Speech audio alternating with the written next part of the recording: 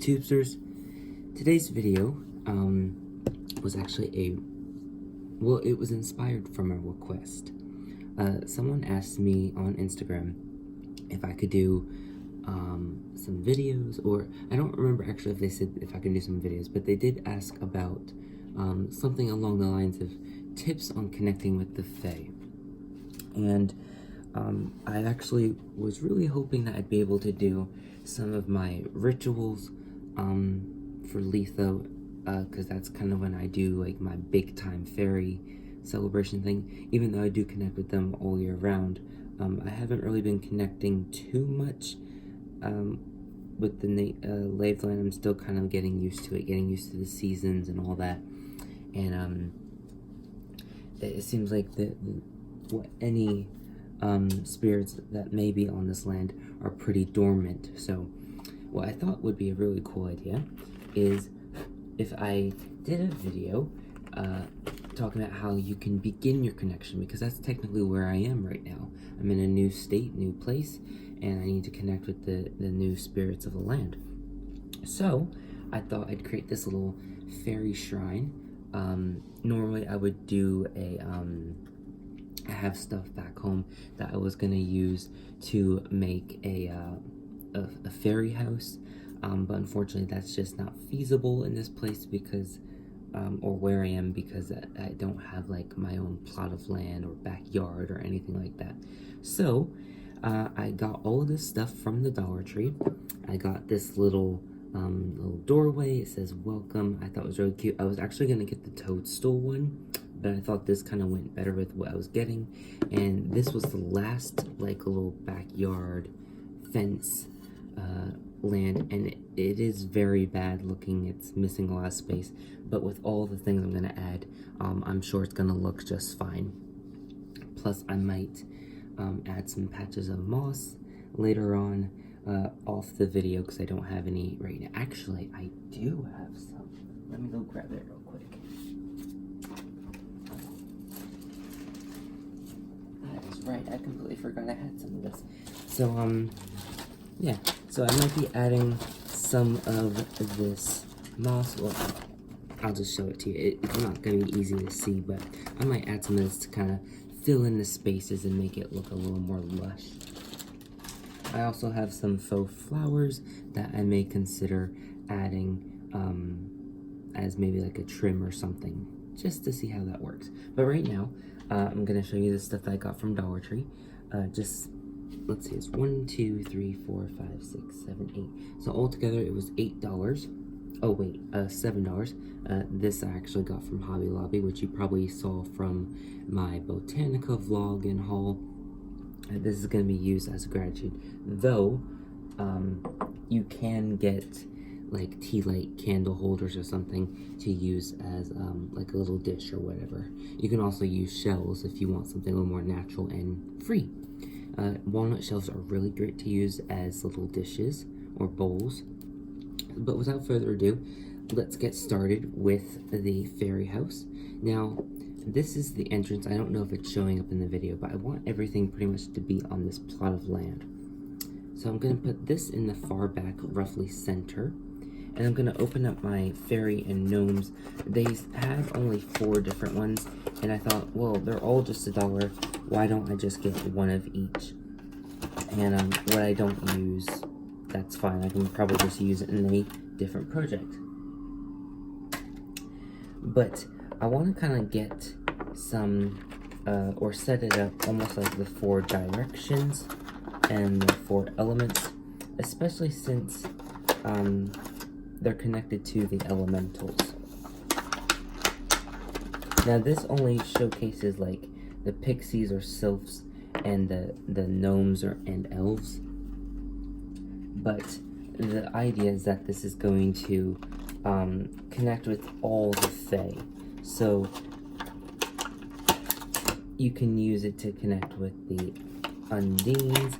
If you're able to get some like little mermaid figurines, you can incorporate that, or you can just connect with the ones for the land, like the gnomes, elves, brownies, and the sylphs and pixies and all of that. You can connect with them and do something else separate for the undines and the salamanders.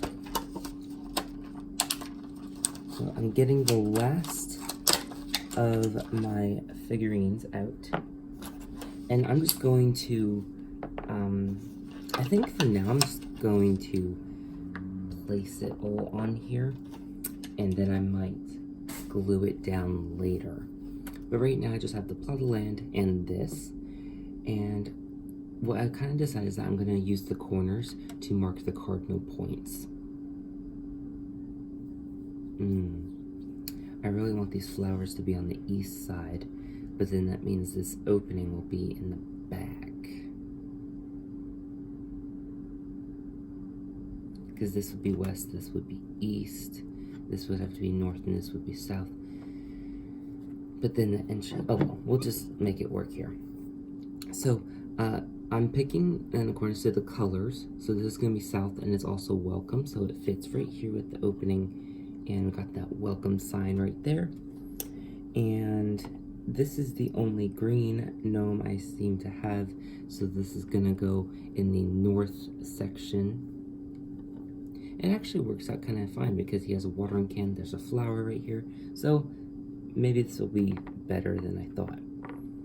And yeah, we'll keep it just fine. So this is gonna be the west for water, got a flower, almost matches this flower, so that's pretty cool. And I think to stick with the whole garden aspect, I'll use the yellow for air that has the shovel instead of the one with the mushroom. So that's that. I do really want to put this seat down, so I'm gonna put that right there. Oh, I'm gonna show it to you first. So I'm just gonna put that right here. And I think I'm gonna put the flower over here to try and give it balance with these flowers. And I'll put the watering, the bird fountain, maybe here. I'm not sure. Maybe I'll put it over here.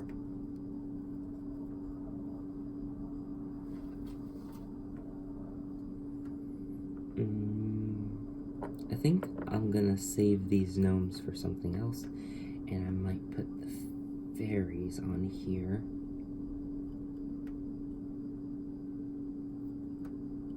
Or what I can do is put them all around.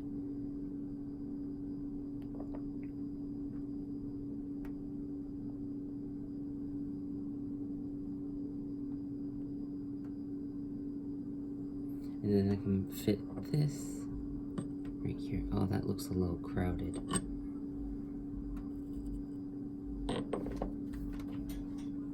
I actually kind of like that all there. Maybe I'll put like a crystal or something on here. Not sure. Yeah, but I'm not gonna use these gnomes. And I might put this like on the outside next to it. As a means to like kind of give them a gratitude. And I think I'm gonna just leave this like this for now, and then do the gluing once I'm sure that that's what I want to leave it as. Alright, so I'm gonna turn this around. This is gonna just move over here. And I'm just gonna move this whole thing around so that way you can see it.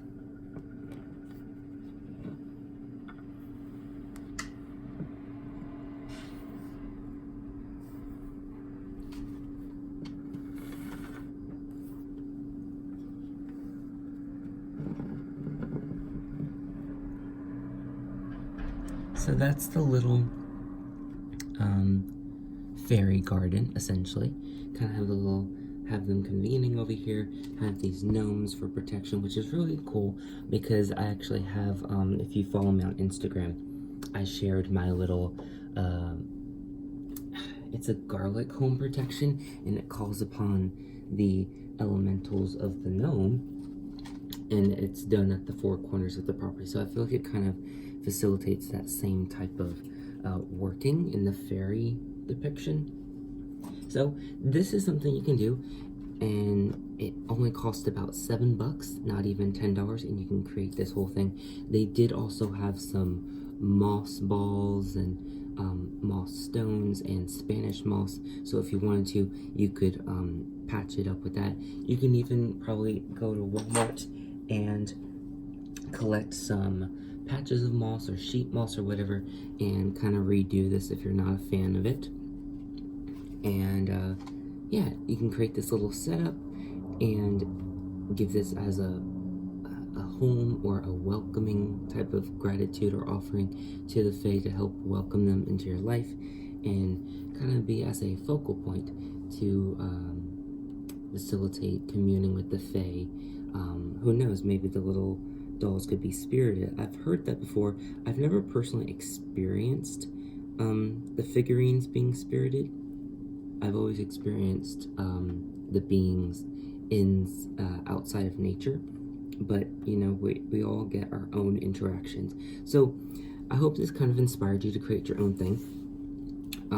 You can also use old bird houses, so you can go to like the thrift shop or Dollar Tree, or probably better to go to Dollar General, and you can get, they have this one bird feeder that I since I worked there, I feel I can say this. I'm almost positive it was every spring. This is the best time to start doing this, during this the end of Imbolc, just before Ostara or Easter time. It's gonna be the best time to get your garden supplies and your little fairy decor. But anyway, I said all that to say this, that in Dollar General, they have this wooden bird feeder. It's got a black base. I think it's a hexagon shape, so a six-sided shape, and it's wood panels and a wood top. It's got like a white rope hanging device, but you can just cut that off, and then it's got 3 panels of glass.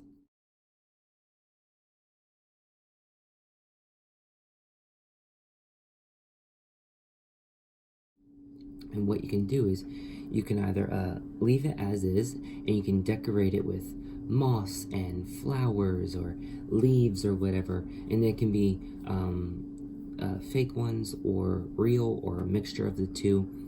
You can paint it and put little furniture or something in there, and you can make the furniture from twigs and string and like acorn caps, and you can put all that inside, and you can use cotton balls as like cushions and put that out on like a tree stump or in your little garden bed or somewhere where it'll be relatively undisturbed. And that could be like a fairy house essentially.